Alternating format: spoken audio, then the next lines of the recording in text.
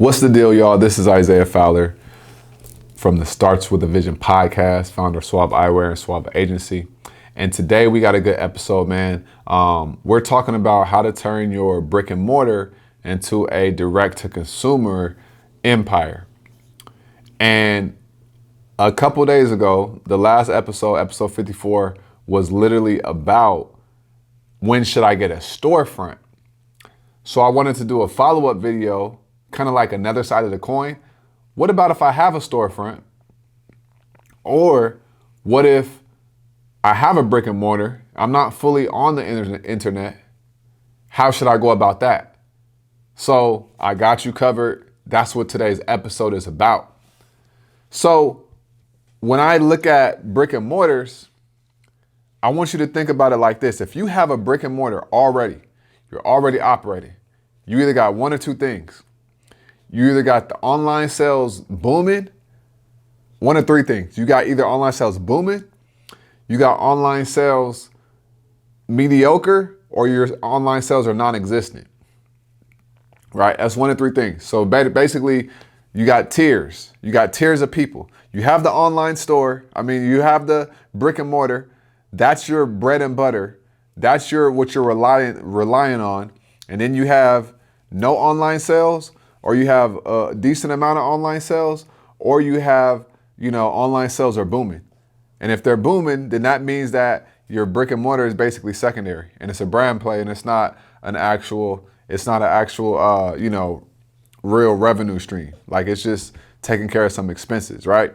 So think about it like this. If you have a brick and mortar and you want to go online, you're going to have to make online your priority. No matter what is going on with your store, make online the priority, right? Because the local market is just going to do what the local market does. But you need the rest of your resources, because it takes resources to get online. You're going to need the rest of your resources to get to the point where they're able to be invested to grow your online brand and your online sales, right? So by you having a brick and mortar, you already got a few things situated. You already got a few things solid. You have some type of establishment because you have a brick and mortar. You have a storefront. You have a store. When I say establishment, we got something to work with. You invested in this thing, right? You got people that's coming to work. You got some type of system, right? It may not be the best, or it may be really good. I don't know, but you got something to work with. So if I'm coming in your business and you got a brick and mortar, and I'm like, yo, and you like, how are we gonna turn this thing into online? This is what we about to do. I'm looking at it like, all right, you already got something established. We got something to work with. Number one, and I did a video about building your team out for your direct-to-consumer brand, right? But you're gonna need an optimized website for Ecom, for e-commerce. So your website for your brick and mortar, usually, here's what I've seen with a lot of brick and mortars. Their websites aren't anything because they're taking the sales in person. So they're not putting any effort into the online website. So you have to think about your website as your online brick and mortar, your online storefront. That's what your website is. It's not just a website where somebody sees the name of your brand.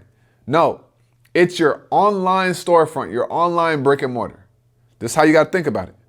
I'm going to take you step by step, okay? So now we got your online brick and mortar, online storefront.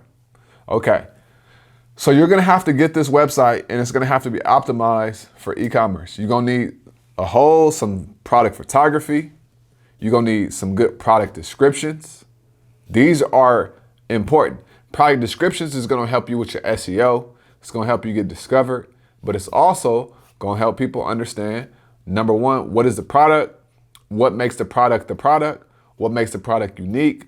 What makes the product quality? You're going to have to sell your product through these product descriptions, and the product photos are going to have to be quality. Okay. So That's some things that's going to need to be on your website.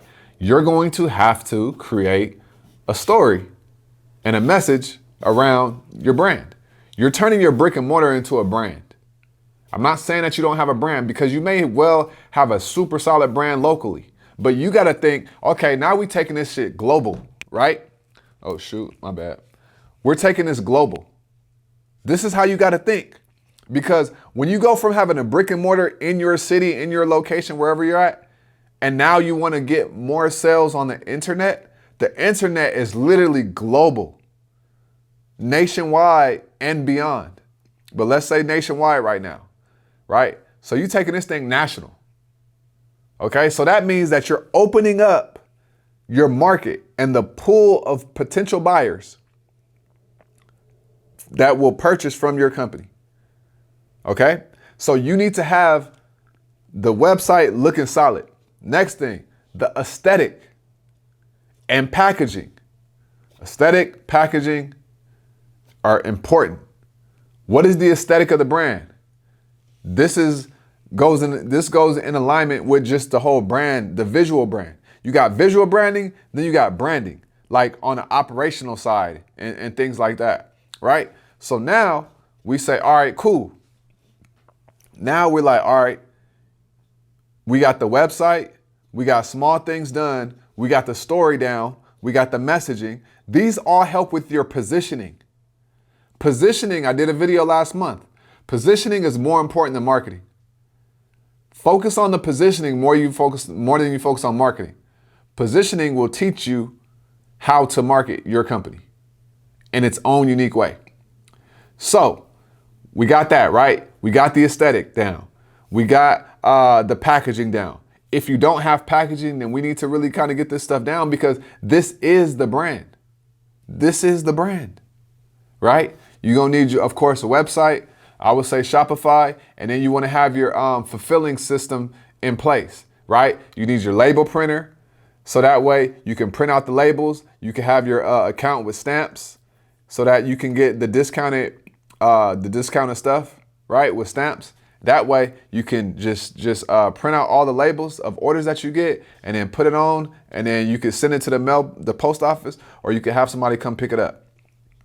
And then, all right, now we got that all established. The online brick and mortar is up. It looks good. Product photos are solid. Descriptions are good. The aesthetic is solid, right? We got some photo shoots. Boom. Now we need some content, right? Because the content is what's going to power all of this. And the reason why I said that, I know that you're in a good place if you already have a brick and mortar, is simply because, look, check this out. If you have a brick and mortar, we already got a place where we can shoot content, right? So if you're the founder, you're the owner, I would say get a videographer in your area and have some videographer come and kind of, do a video about the storefront. And at the storefront or at the brick and mortar, you're talking about the brand. You're talking about the story of the brand. And then boom, you put that out there, right?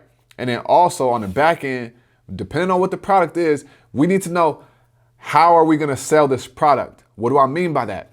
What makes the product interesting? What makes the product different? What makes the product unique, right? How does the product match up inside of the industry? Because these give us talking points. And if you have talking points, you have different ways how you can sell the brand. So we really need to get as many talking points as possible, because these are different ways that we're going to be able to sell the brand, right? And then you're going to need your emails. Emails is everything in business. Don't let anybody on this planet tell you that you don't need emails. If you don't have emails, you need to get an email list. You need to get an email software, right? Because the more emails you collect, the bigger your brand is going to be. An email list is like the foundation and the cement and the walls of an actual building. That is what drives revenue, right? So boom, now you got the emails, of course, SMS as well, right? Now basically we're starting to build out this moat. We're starting to build out this moat around the brick and mortar. And so what the goal is in the next, 2 to 3 years, and even sooner, honestly, but get the online sales to be killing the store sales, right? Because the average store, the average brick and mortar store, I know that they're not making more than, like, the average one, about like maybe $10,000 to $15,000 a month. And that's super, like, depending on where you're at, what city you're at, what state, things like that. But the average, in-person store is not making a lot. So your goal should be, okay, if my store is making $10,000, $15,000 a year, a month, I want to get my online sales to double that, right? At least double that. Now you just doubled your business and you're not doing a lot extra. You're just shipping out orders, but it's the back end marketing portion of it. And that's why you're going to need content. You're going to need that videographer. You're going to need that story, and you're going to need to do all those things. And then once you have the brand, now you start operating the brand. What do I mean by this? The brand story. You start doing things that are in alignment with the brand story. You start doing things that are in alignment with your messaging, your purpose, your mission, right? You could sit here, and because you have a store, I would really leverage the store. I would hit up like if you already got people that rock with it, like rock with the store and they're faithfuls, depending on what you sell, I would have somebody, a videographer, come and record like one thing per week. And that one thing is like something that's brand centric, right? Because you got to understand, if you sell the brand, the products are going to sell by default. A lot of people, where they go wrong is they are only focused on selling the product, but they don't sell the brand. If you only selling the product, people are going to buy the product and they're going to be disconnected from the brand. But if you sell the brand, the people will be connected to the brand, and that's going to make them buy the product, right? People buying the product should be a byproduct of them already buying into the brand. That's how people can sell certain things that are more expensive in the same industry, right? Because people are buying into the brand and not just worrying about how much does this product cost. So this is why you need that. This is why you need a nice aesthetic, because on the internet as well, nobody's going to buy from a website that doesn't look trustworthy. So invest in a web designer that's going to get your website right? It only takes about 2 to 3 weeks max for somebody to get a solid website. And I'm talking about implement this shit fast. I'm not talking about wait around. I'm not talking about think about it. I'm talking about do it fast, do it efficient, so that you can start changing your life and start getting them online sales up, right? So if you have whatever product you have, right? It could be stationery, whatever. You got to start talking about this stuff. You got to start figuring out, how am I going to sell it? Do I need to partner with somebody? Do we need to, what platforms would this be good on, right? And start creating that content. Very, very, very nice photos go a long, long, long way. And especially if you're selling something for a premium. Not luxury, but a premium, right? If you have a product that you're selling at a premium, you're going to need to invest heavily in good photography and videography, but good photography. Because good photography will sell something, and it'll make something look so much better. Not saying that your product is bad or ugly, but good photography will get people to buy. Perfect example. I got an Airbnb a month ago, right? The photos looked amazing, literally amazing. I was sold. I got there. It was a nice place, but the photos versus that, the photos made it look like it was just all this natural lighting inside and everything. It wasn't none of that. Photos, photography, they invested into this nice photography in their listing. And now that increases the conversions. So that those nice photos, the nice photos will get you there, right? And now you have your digital real estate, and then you have your in-life real estate, which is your brick and mortar. And you're just playing off of those two. So if you wanted to sit here and say, let's say you did a segment and it was like, let's say you're selling like stuff that holds your tea, like the kettles, right? Tea kettles and stuff like that. And let's say you have a whole bunch of them. It's a whole store just for that. And it's like vintage tea kettles. And just have like the tea kettle of the week. And then you have the tea kettle week, you talk about it. And then for the next 2 days, that tea kettle is on sale. Just that one. And then you're marketing that online.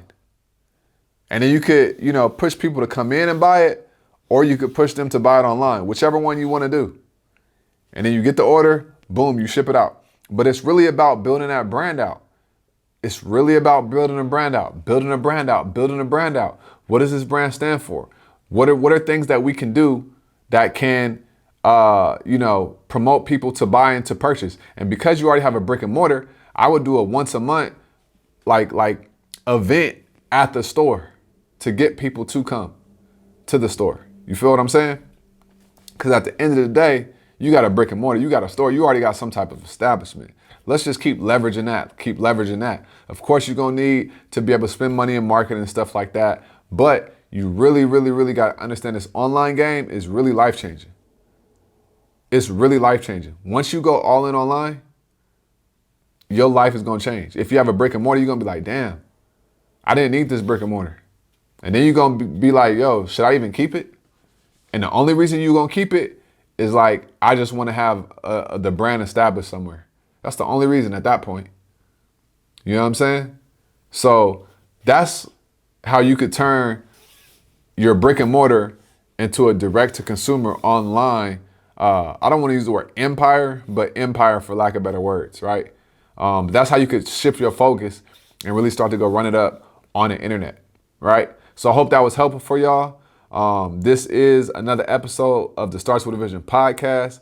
Every Monday and Wednesday, we coming to you with some real sauce about direct to consumer and business, on how to increase your revenue on the internet and go direct to consumer and build a brand that people love and that you could one day, sell and exit from. So always remember, everything starts with a vision. I'm gonna holler at y'all later. Peace.